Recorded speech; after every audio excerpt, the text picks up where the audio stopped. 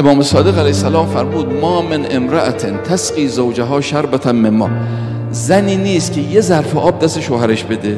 ظرف آب از باب مثال که نشانه اینه که من حواسم به تو هست. الا و کان خیرا لها من عبادت سنة صیام نهارها قیام لیلها، از عبادت یک سال که روزاش روزه باشه شباش شب زنده دار باشه براش بهتر.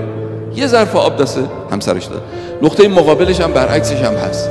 امیرالمومنین داشت عدس پاک میکرد تو خونه، حضرت زهرا داشت کار میکرد. پیغمبر وارد شد، وقتی دید خیلی خوشحال شد. پیغمبر فرمود یا ابوالحسن، مردی اگر یک ساعت در خدمت خانواده باشه براش از یک سال عبادتی که روزاش روزه شبهاش شب زنده دار باشه براش بهتر. بعد فرمود علی جان اگه کسی خدمت بکنه به خانوادهش، خدمت العیال کفاره للکبائر، کفاره و جبران گناههای کبیره است و یطفی غضب الرب، و غضب پروردگار عالم رو مینشون.